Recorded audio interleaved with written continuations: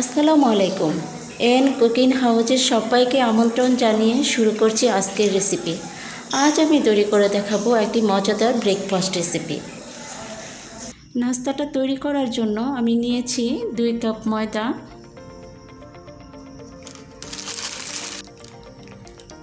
এখানে ময়দার পরিবর্তে আটাও ব্যবহার করা যাবে। ময়দা দিয়ে তৈরি করলে টেস্টটা ভালো আসে।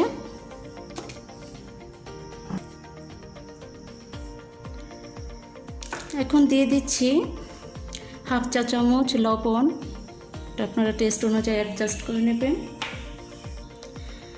দিয়ে দিচ্ছি 1 টেবিল চামচ সয়াবিন তেল, কিছু একত্রে একটু মেখে নেব।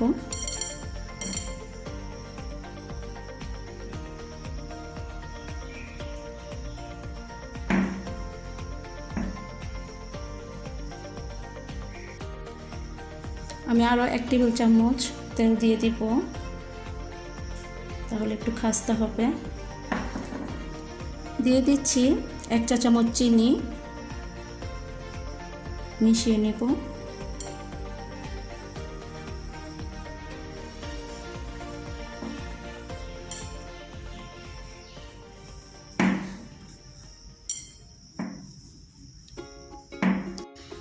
মাখানোর পর ময়দাটাকে সব কিছু দিয়ে এরকম মাখানোর পর এরকম মুঠো করলে যখন দেখা যাবে যে এরকম দলা পেকে যায়, তখন বোঝা যাবে যে মাখানোটা আমার পারফেক্ট হয়েছে। এখন আমি 1 কাপ পানি দিয়ে ডোটাকে একটা সফট ডো তৈরি করব। অল্প অল্প পানি দিয়ে, আর এই পানিটা নর্মাল ঠান্ডা পানি।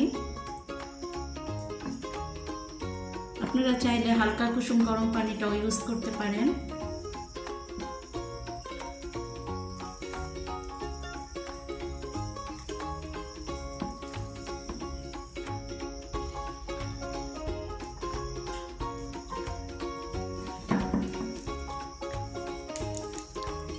আর একটু কম লাগবে।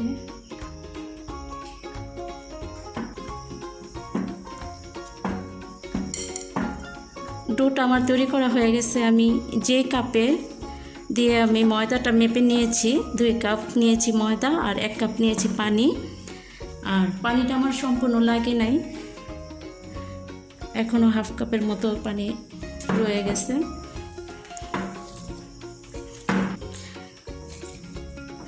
এখনও 1/4 কাপ পানি রয়ে গেছে। আপনার কোনো ময়দা বেশি পানি টানে, কোনো ময়দা কম টানে। ডোটাকে আমি আরও 5 মিনিট এভাবে মথে নেব। যত ভালো করে মথা যায় তাহলে ডোটা স্মুথ হবে। আমি এরকম করে আরও 5 মিনিট কম মথে নেব। আপনারা ডোটাকে একটু ভালো করে স্মুথ করে ডোটাকে মথে নেবেন, তাহলে নাস্তাটি খুব ভালো হবে খেতে। আমার মথে নেওয়া হয়ে গেছে। এখন আমি একটু তেল দিয়ে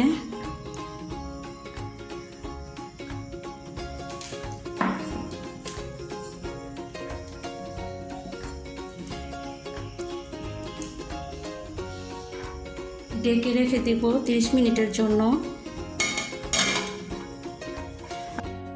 হাতে সময় না থাকলে 10 মিনিট রেস্ট করলেও হবে।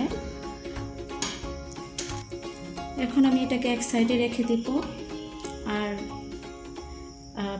পুরের জন্য আমি বাকি উপকরণগুলো রেডি করে নেব।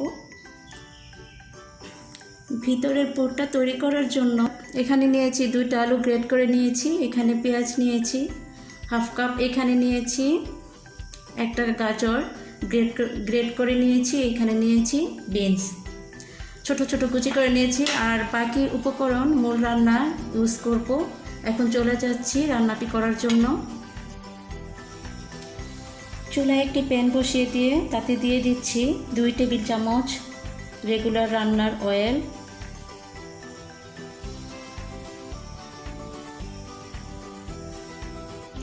এখন পেঁয়াজটা দিয়ে দিচ্ছি।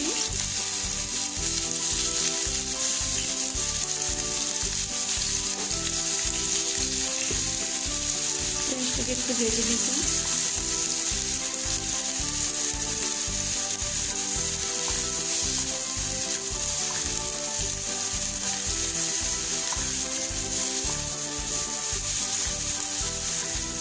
বেশি ভাজবো না, হালকা একটু ভেজে নেব।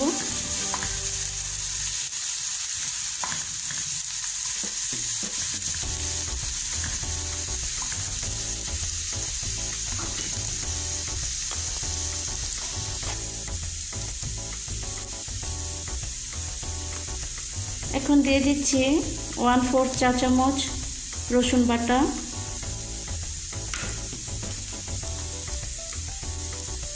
1/4 চা চামচ আদা বাটা, একটু মিশিয়ে দিচ্ছি।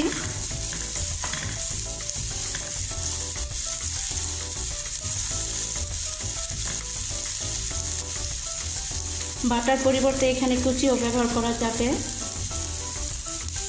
দিয়ে দিচ্ছি একটা কাঁচামরিচ কুচানো,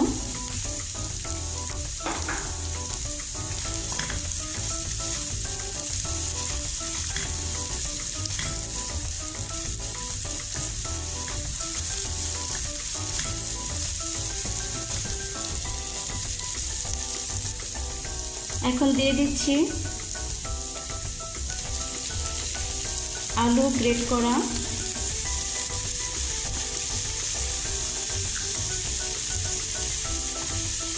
বরবটি,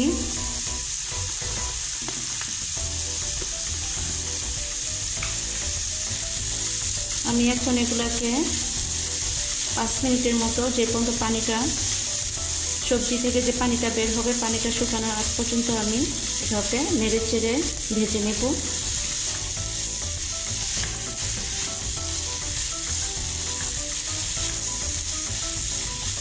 আর চুলার ফ্লেমটা মিডিয়াম টু লোয়ের, মিডিয়াম আঁচে বাঁচতে হবে।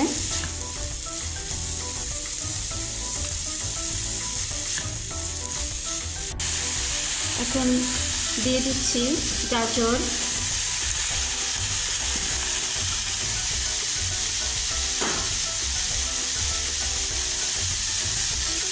এভাবে একটু ভেজে নিলে সবজির যে কাঁচা স্মেলটাও চলে যায় এবং ক্রাঞ্চি হয় এবং খেতেও খুব ভালো লাগে। তাই সবজিটাকে এই পুরটা তৈরি করতে গেলে আপনারা একটু ভেজে নেবেন।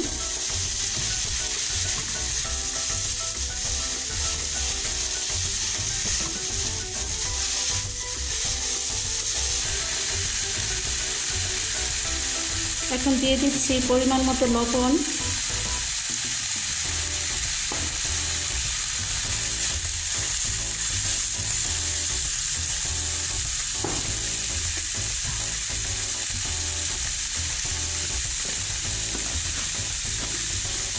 যখন এগুলো অ্যাড করবেন তখন চুলার ফ্লেমটা একেবারে কমিয়ে দেবেন, তা নাহলে নিচে পুড়ে দিতে পারে।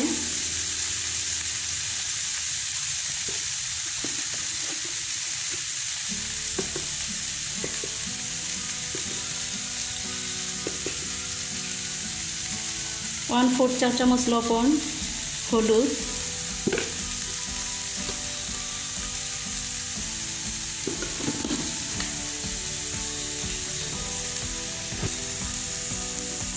হাফ চা চামচ লাল মরিচের গুঁড়া।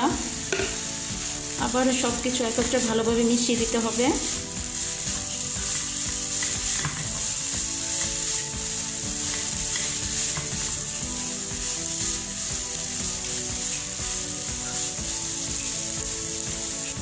হাফ চা চামচ চাট মশলা,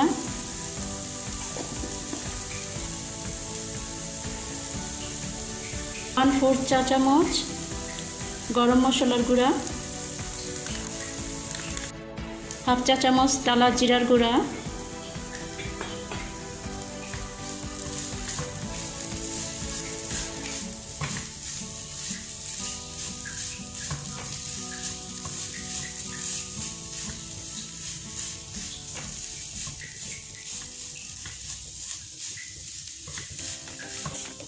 এখন দিয়ে দিচ্ছি 1 টেবিল চামচ রেড চিলি সস,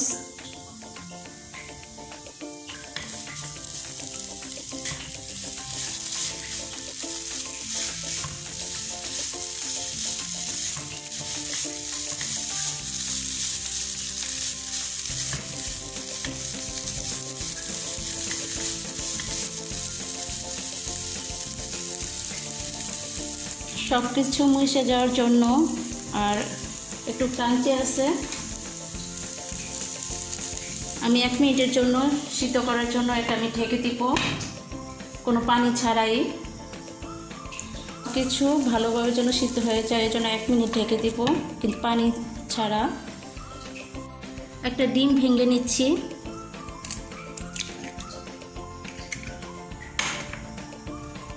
এক চিমটি দিয়ে দিচ্ছি ব্ল্যাক পেপার, 1 চিমটি লবণ। এখন আমি এটাকে ফেটিয়ে নিচ্ছি।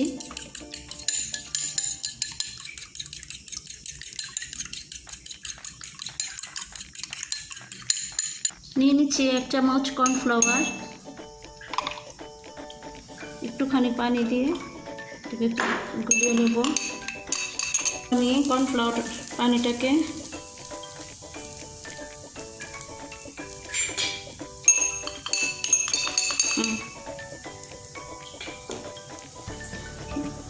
গুলিয়ে নেওয়া কর্নফ্লাওয়ারটাকে আমি দিয়ে দেব।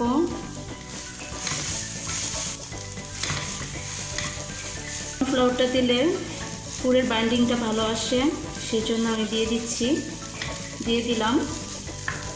অ্যাড করে দিব একটা ডিম ফেটিয়ে রেখেছিলাম সেটা।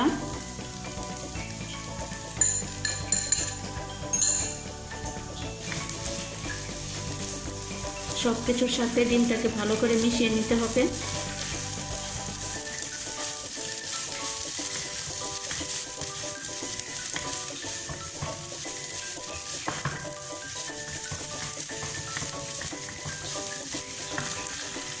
দিয়ে দিলাম কুচিয়ে রাখা ধনেপাতা কুচি।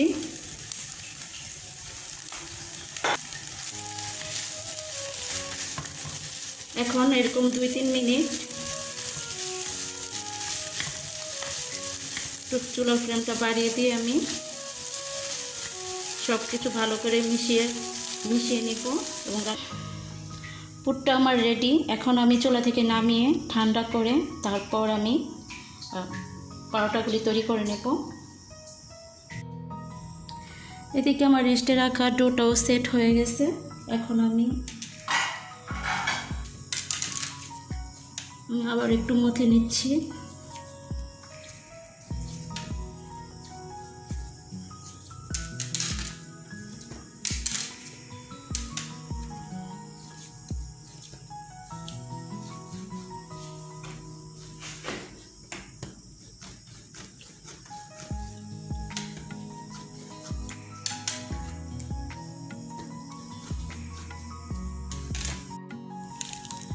এখন আমি 4টা লেচি কেটে নিব।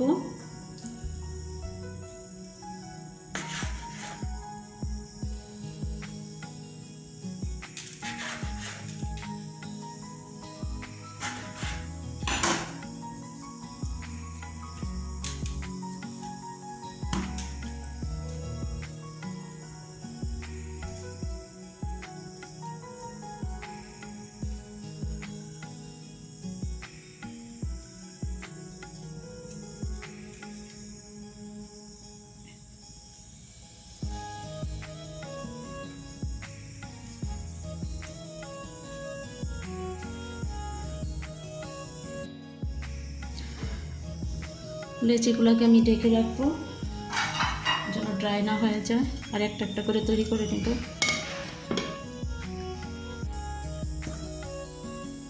আমি এখন বেলে নেব।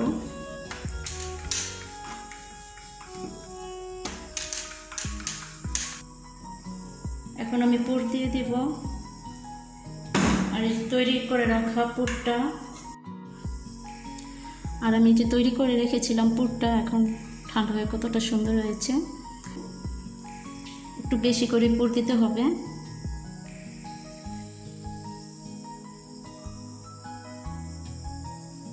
এখন দিয়ে দিচ্ছি চিজ, মোজারেলা চিজ। এটা হাতের কাছে থাকলে চিজটা অবশ্যই দেবেন, আর না থাকলে বাদ দিতে পারেন, না দিলেও হবে। এখন আমি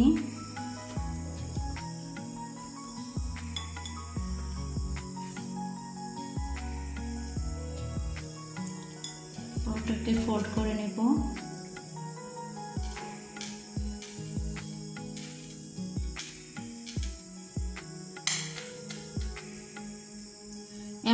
এভাবে এটাকে ফোল্ড করতে হবে যেন কোনো অংশ বের না হয়ে যায়।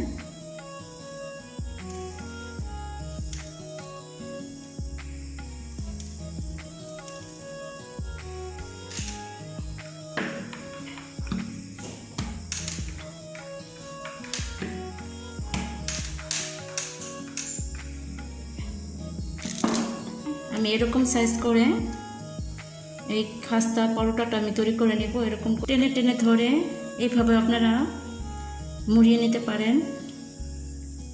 এভাবে একদিকে ধরে এইভাবে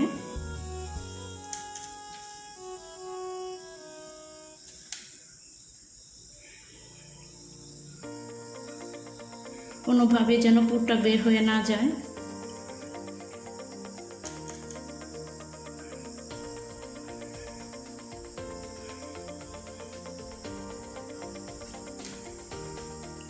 তারপর সবগুলো একত্রে এইভাবে মুড়িয়ে দিতে হবে।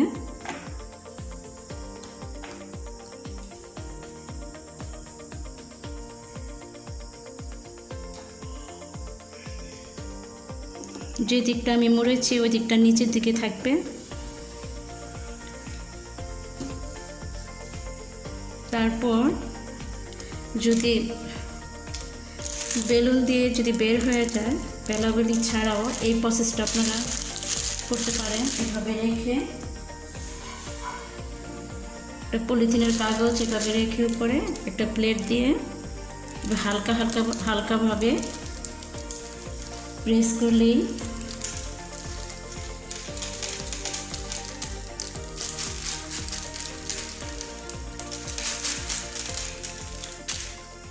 গোল শেপের একটা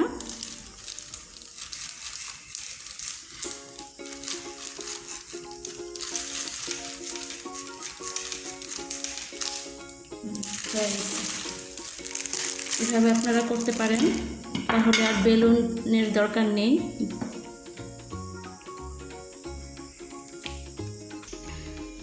আমার সবগুলি পরোটা বেলা হয়ে গেছে, এখন আমি এগুলো ভেজে নেব। চুলায় একটা ফ্রাই প্যান বসিয়ে দিয়েছি, প্যানটা গরম হয়ে গেছে। এখন আমি পরোটাগুলো দিয়ে দিচ্ছি। এখন একটা পরোটা দিয়ে দিলাম।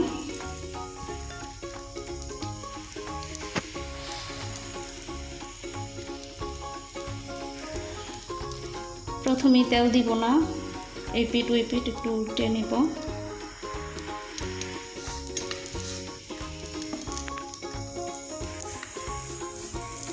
এখন আমি উল্টে দিচ্ছি।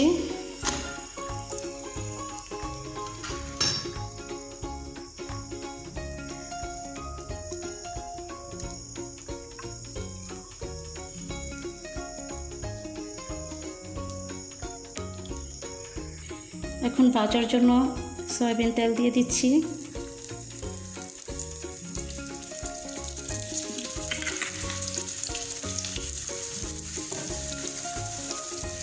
আপনারা চাইলে এটা ঘি অথবা বাটার দিয়েও ভাজা যাবে, তাহলে টেস্টটা আরও ভালো আসবে।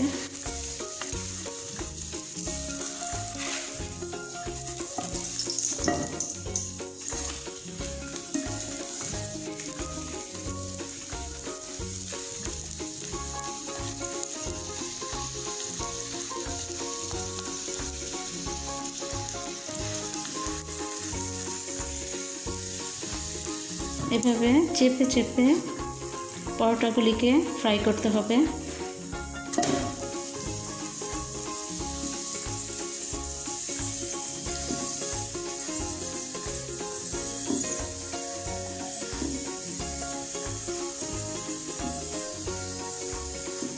দোনো সাইডে একরকম করে ব্রাউন করে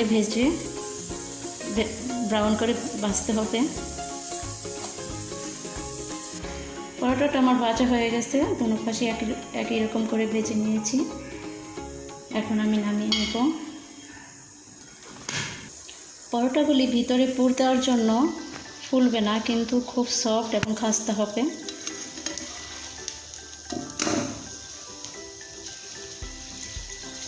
আর এরকম চেপে চেপে পরোটাগুলিকে বেজে নিতে হবে।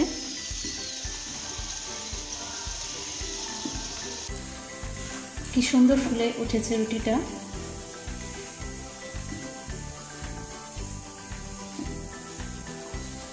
এরকম হালকাভাবে চাপ দিলে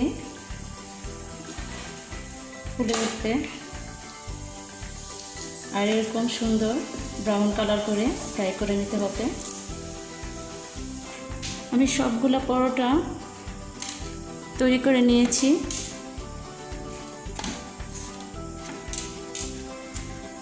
আমরা প্রতিদিন একই রুটি পরোটা খেয়ে একই হয়ে যায়। একই উপকরণ দিয়ে যদি একটু ডিফারেন্ট স্টাইলে আমরা নাস্তাটা তৈরি করি তাহলে টেস্টেও পরিবর্তন আসে এবং রান্নায় বৈচিত্র্য আসে। আর বাচ্চারা তো সবজি খেতেই চায় না, আর একটা রেসিপিতেই সবজি, ডিম, ময়দা সব কিছু আছে। তারা বাড়তি পুষ্টিটাও পাবে এবং মজা করেও খেয়ে নেবে। তাহলে আমি দেখিয়ে দিচ্ছি একটা